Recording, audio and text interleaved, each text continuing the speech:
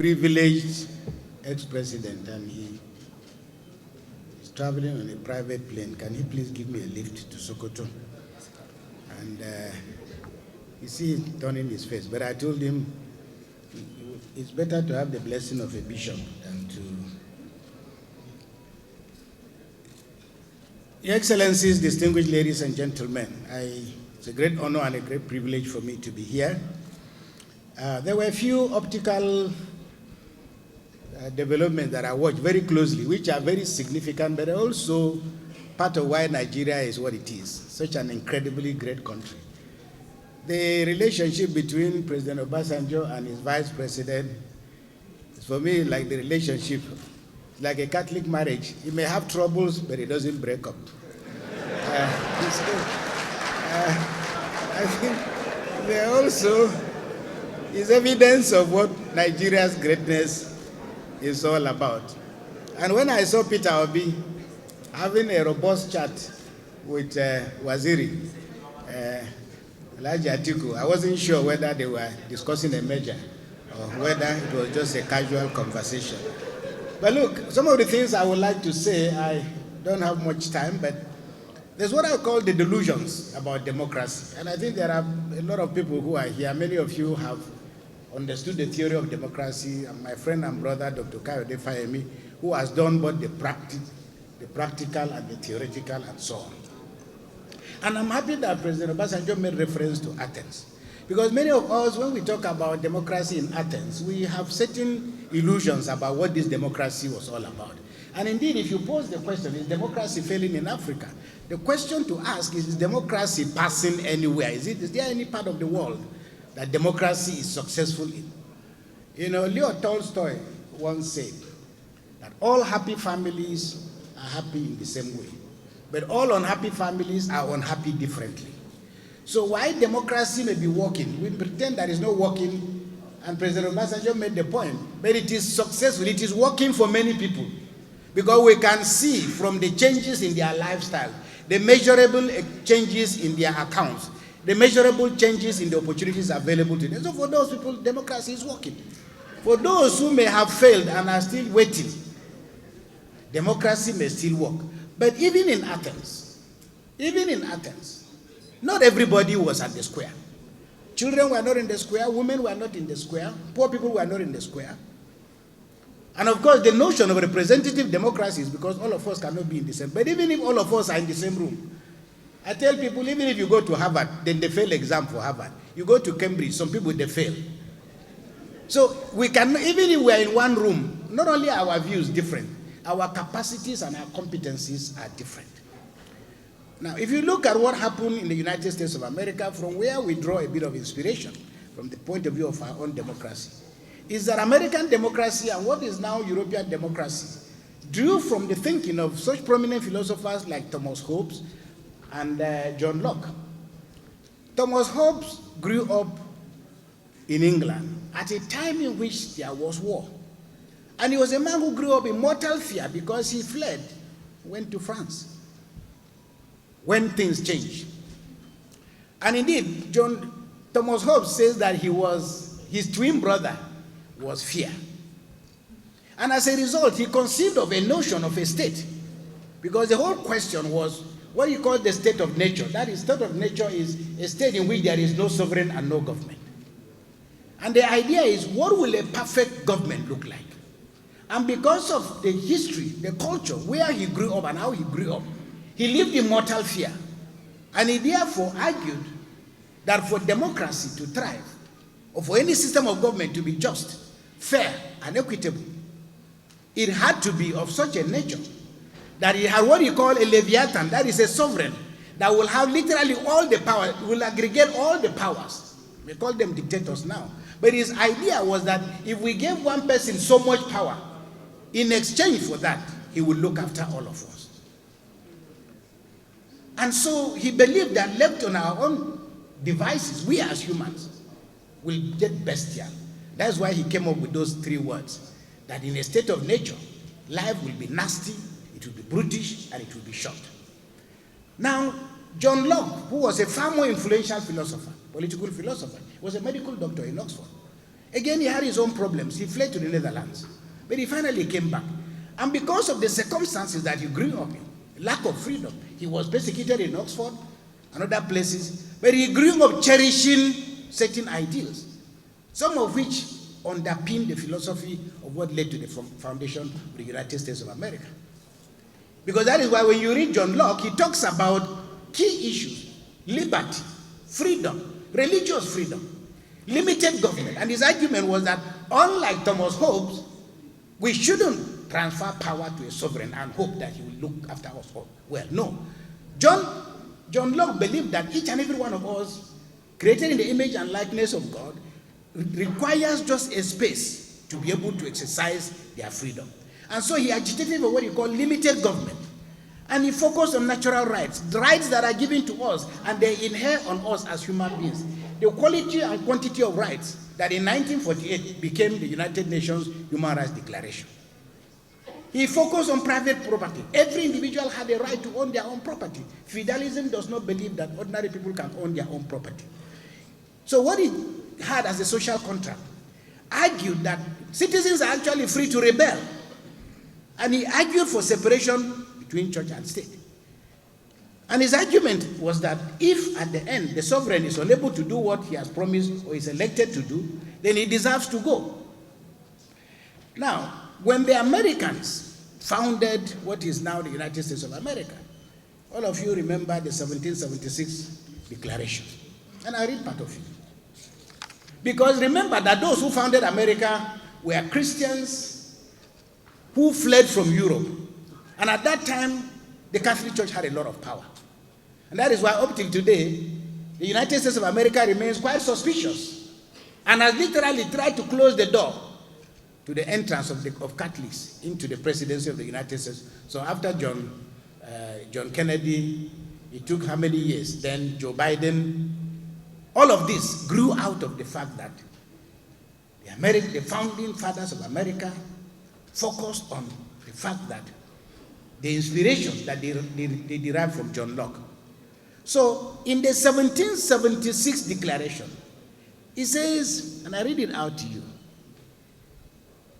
it says, when in the course of human events, it becomes necessary for one people to dissolve the political bonds which have connected them with another. That is, the bonds that connected them to the United Kingdom, and to assume among the powers of the earth the separate and equal section of the laws of nature, they are entitled to a decent respect to the opinions of mankind, that it requires that they should declare the causes which impel them to the separation.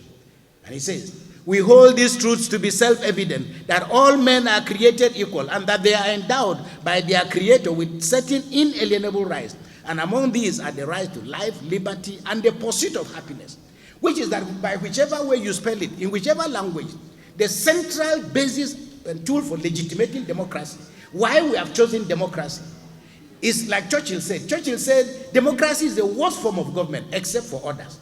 Because others have been tested, they've been tried, but they've been found wanting, because only democracy entitles citizens to be able to pursue happiness. How they define that happiness, how they aggregate that happiness is purely up to them. And then to secure these rights, governments are instituted among men, deriving their powers from the consent of the governed. That whenever any form of government becomes destructive to these ends, when a government becomes destructive to the principles that have been initiated, it is the right of the people to alter and to abolish it, and to institute a new government, laying its foundation on such principles and organizing powers in such form as to them shall most likely be the effect of safety and happiness. But then he says, prudence and indeed will dictate that governments long established should not be changed for the light and transient causes.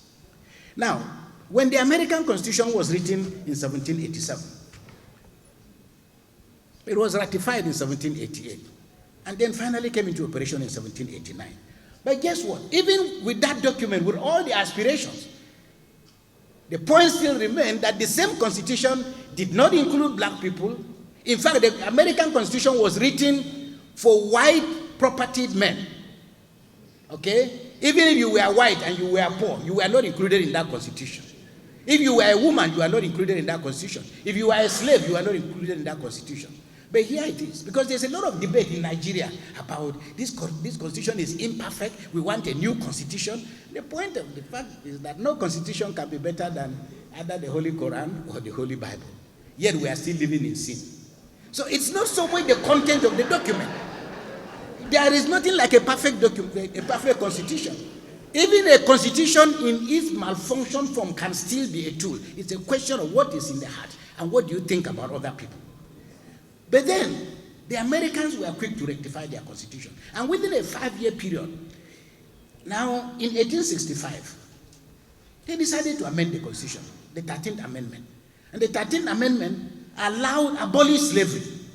So America realized we couldn't continue like Abraham Lincoln would say, have this and have that. Then, after slavery was abolished, black people were still not part of the system.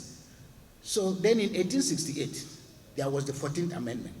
That 14th Amendment conferred rights on citizens across board. And you know, the problem with Nigeria is that we've refused to resolve the issue of citizenship. When I was chairman of the Governing Council of Nasarawa State University, I told them I'm a bishop, but there will be no opening prayer. There will be no opening prayer. So for me, this whole thing about Christian prayer and Muslim prayer, so it just confuses people. But this is why Nigerians continue to dig and dig and dig. And they say if you are digging and you realize it's too deep, stop digging. It's not about stopping religion, but it's about the weaponization and instrumentalization of religion, because we are just reinforcing our identity. Why will it be, for me, why will it be the case that somehow somebody, a Muslim, prays for me? God doesn't have Muslims and doesn't have Christians. He just has children. So those of you who go around telling God to catch your enemy, I say you are wasting your time, because the person you are calling your enemy, he stole from you. He didn't steal from God. So if you go to report him, God will say, this is my son and this is my daughter. So face your problem. But I mean, common citizenship then became important. It was not enough to end slavery. What are our rights as citizens? And then at the end, the 15th Amendment in 1870 now conferred on black people and everybody the right to vote. But here's the interesting thing. Women, it's not only now that your problem started. Because even at that time, black people were allowed to vote.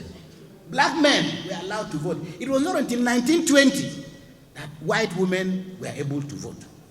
The point I'm making is that democracy is a work in progress. And with all these imperfections, it must be admitted that the essence, that is why democracy must have an eraser. You make a mistake, you correct it. You make a mistake, you correct it.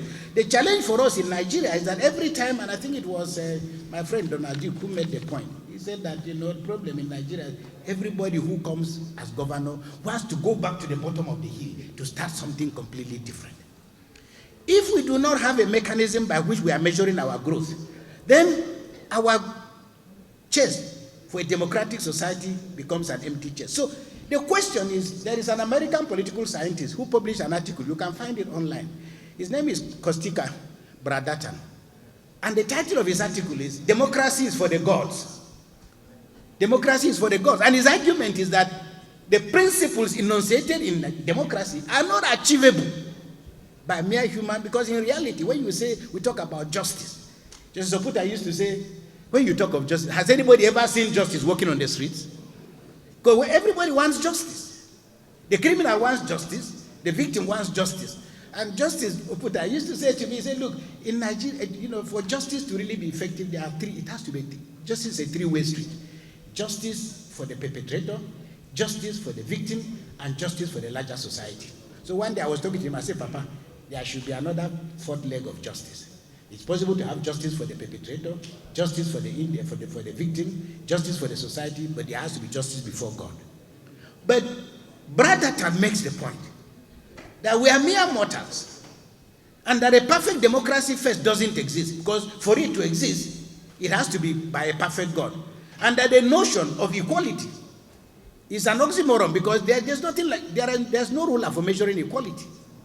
If you go to the National Assembly, the senators are all senators, but they say they are ranking senators. Ranking senators. No matter your competence, it has to be, you have to fall behind those who have come before you. So this is the kind of society we are living in. Why is it that we kneel down to greet some people and we stand to greet other people? Why is it that we're saying rank and Dele to other people and then we are not? This is the reality we are in. However, the point to make is that democracy and its principles are an endless contestation, both of ideas, of opportunities, and privilege. Because those who are privileged want to hold on to their privileges, and those who are the victims want to insist that life can be better.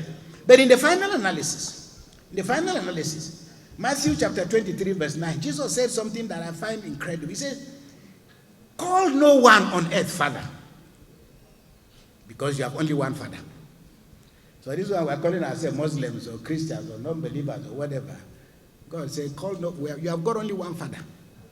The only problem with us in Nigeria is that if you are discriminated against me because I'm a Muslim or that I'm a Christian or whatever, we are children of one God. And if we are not treating one another right, one of us must be a bastard. So it is to make the point, the philosopher Abraham Maslow came up with a theory, which is a common theory. You can Google it. It's called the hierarchy of needs. And that all of us want the same thing. Simply because you are president, you still want to breathe. Every elected official wants to be liked. We crave affection. We want self-esteem. We want a sense of belonging and a sense of safety. And there are what you call physiological needs. That is needs that come to us because we are human, such as the quality of air we breathe. Even though in Africa, even though we are in a democracy, there are certain people who behave as if God gave them the permission, they will decide who will breathe and who will not breathe. Unfortunately, there are certain things that God has given us for free, which those of you who have power cannot control. Whether you are PDP or APC, I think it was somebody who said that it doesn't matter. All these tall people, no matter how tall you are, whether you are tall or short, you can still see the sun, and nobody sees it better than the other. So the challenge for democracy is not so much its claims. It is the extent to which, due to the consciousness of people, that's why there are correlations between the quality of democracy. Okay? Amartya Sen published a beautiful little book. He titles it The Argumentative Indian. And his argument in the book was to say that, look, why don't come and tell us, and President Obasanjo made the point, Western liberal democracy, the question is not the name you give it. A rose by any other name is a rose. But in his argument, he says that, don't come and tell us that you are teaching us how to reason. Because we Indians have always been argumentative. And democracy is about debate. And the debate is based on the way people perceive things. So people talk about a point of view. But a point of view is actually a point from a view. Okay? Depending on where you are sitting, some of you who are sitting slanted, there's a way you are looking at me differently from the people who are right in front of me. So the challenge, therefore, is we as Africans inherited a system we were not in the room. Okay? But it's still not enough to say that because democracy is a Western construct, therefore it is inimical to our culture. You know, I always say to my people, especially at marriages, you know, when you hear a Nigerian who is married in the Catholic Church, when he wants to start behaving badly, you start saying, according to African culture. That is, he wants to marry a second wife. Catholic Church say, no, you cannot marry a second wife. And then people start saying, the wife is pregnant. They say, you know, man, no be wood. Now, it is that, yes, we inherited this from Europe, but why are we defining, how many of you sitting here define going for a holiday to mean going to Togo? Imagine if you call your wife now and say, my dear, we are going on holidays, so but I want us to go and see Cameroon. Okay? Or you say to your wife and children, this year we are going to go on holidays either to Yola or to Sokoto or to whatever. It's not interesting.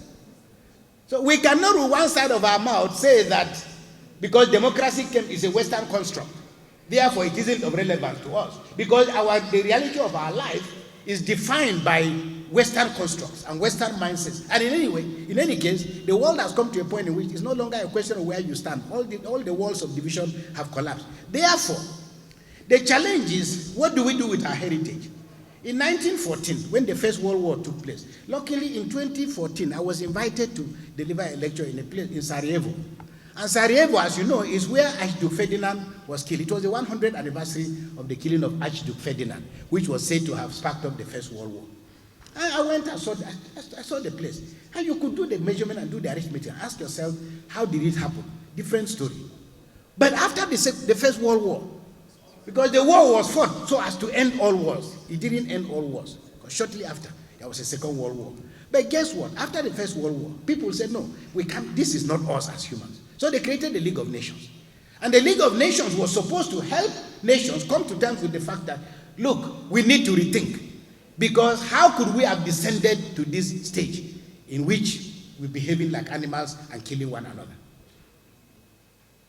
As a postgraduate student, the first essay we were asked to write at the University of Bradford, the title of the essay was, "Is war a biological necessity or is it a human invention?"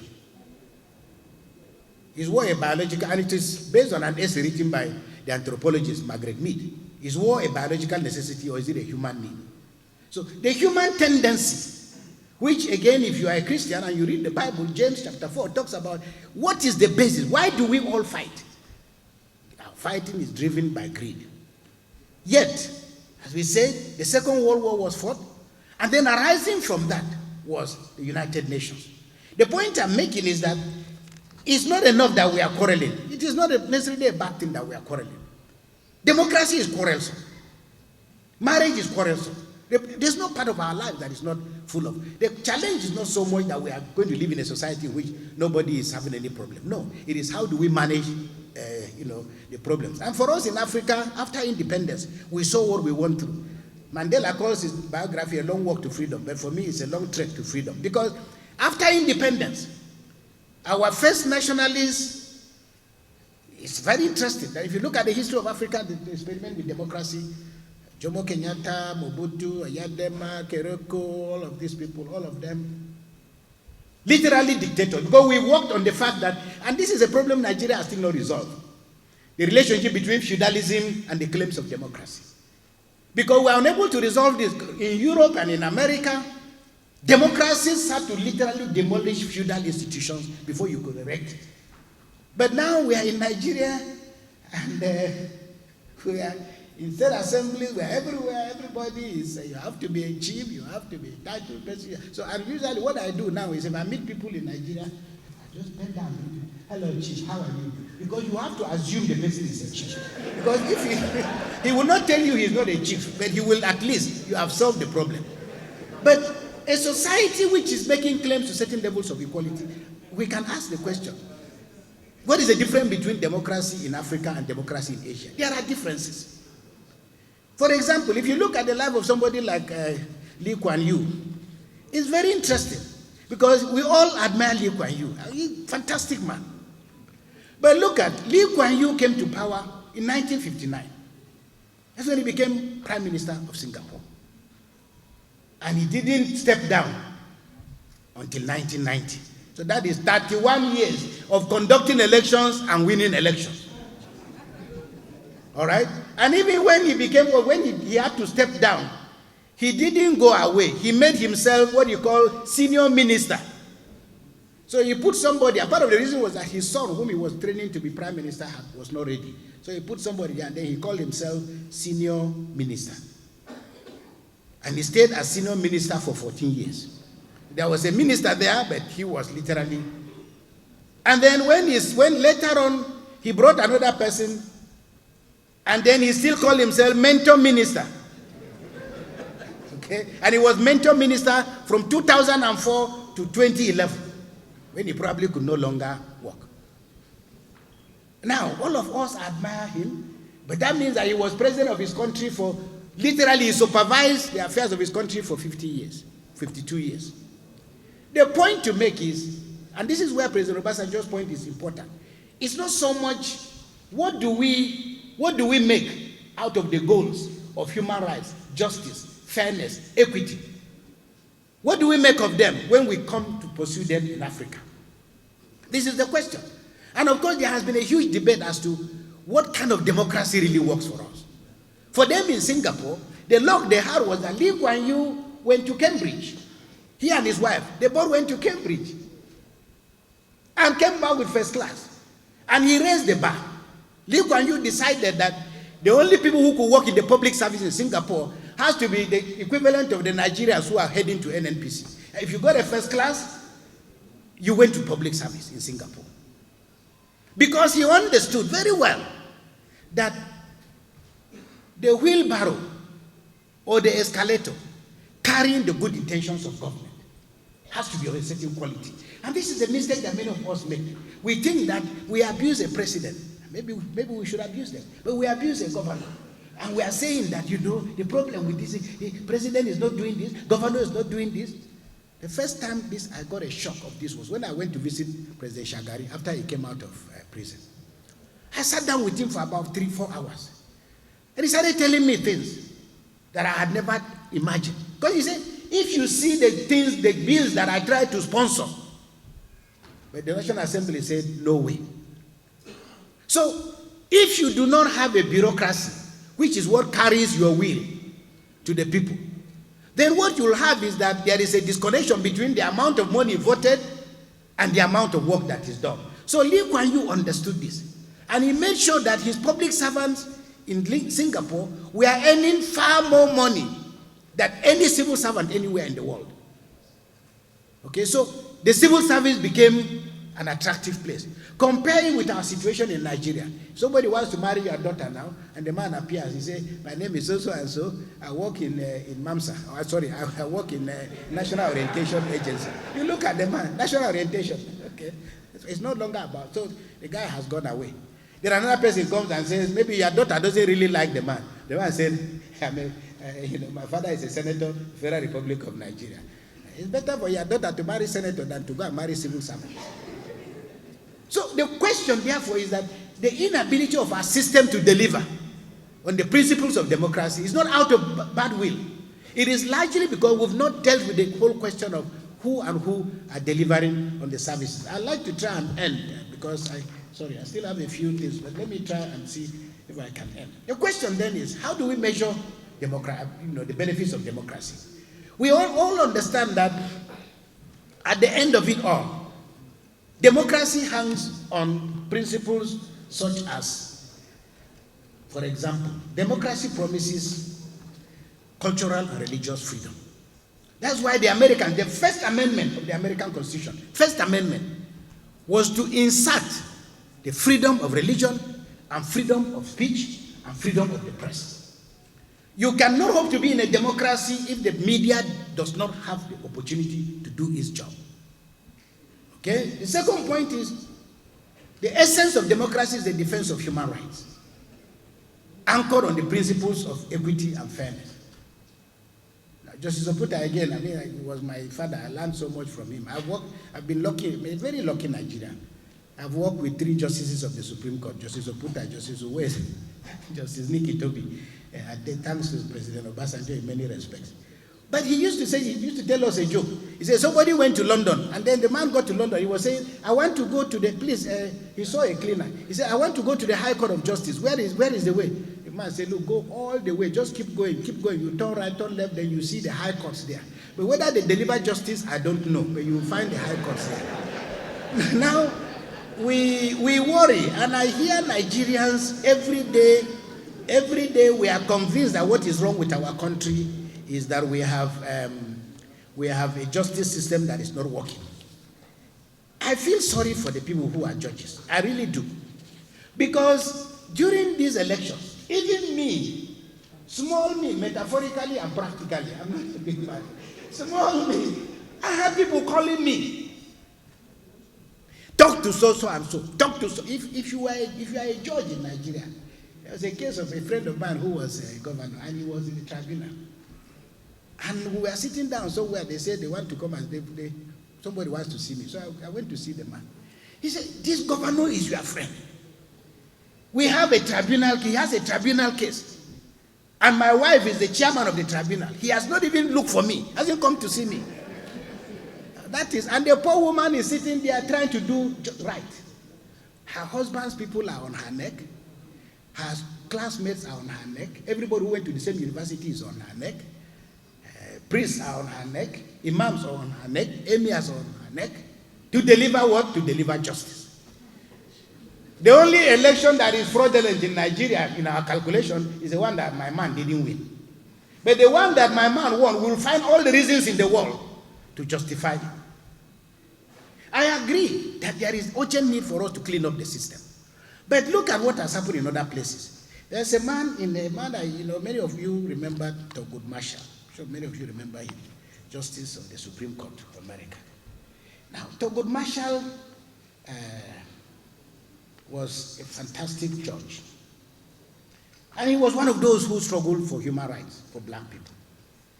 Now, they wanted to get him into the Supreme Court because this is where political will is important and the methods by which we recruit people into public life.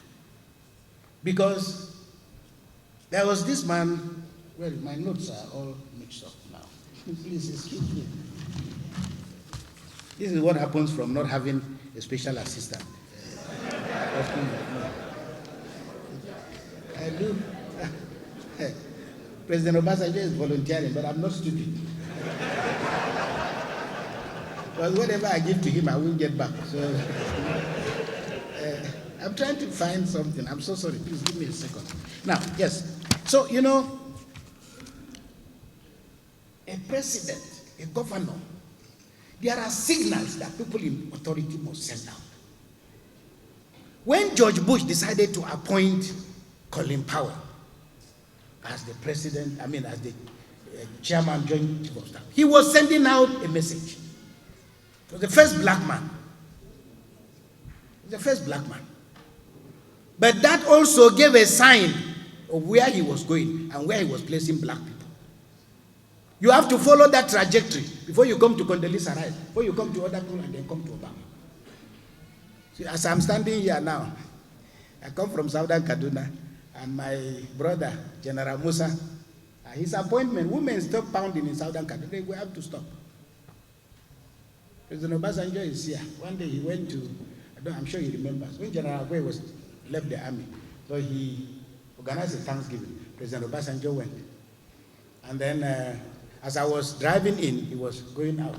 So I didn't say anything to him. Later on, I called him because he was going to my village to condole the wife of a former minister, my best friend.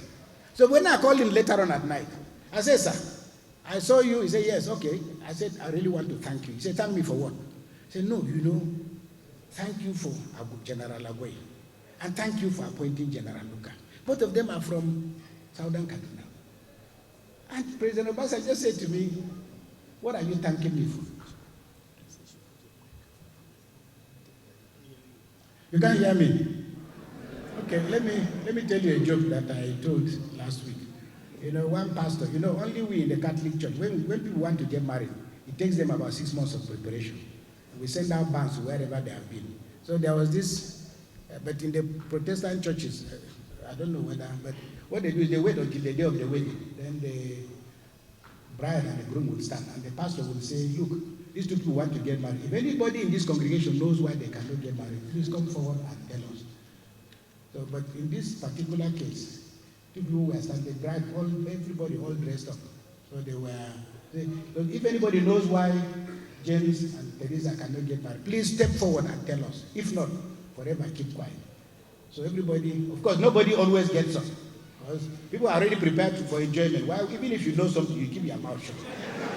But all of a sudden, they turn in the church and saw one woman, heavily pregnant, carrying a child and pulling another child. She was walking towards the pastor. So everybody began to panic. The bride saw this woman coming. She decided to start running from it and crying. So the woman walked all the way to the pastor. So the pastor gave her a microphone.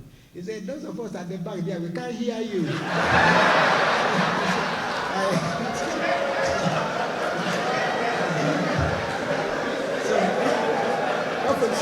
I'm sorry, so please let me. I'm sorry, let me come back to what I was saying. Thank you.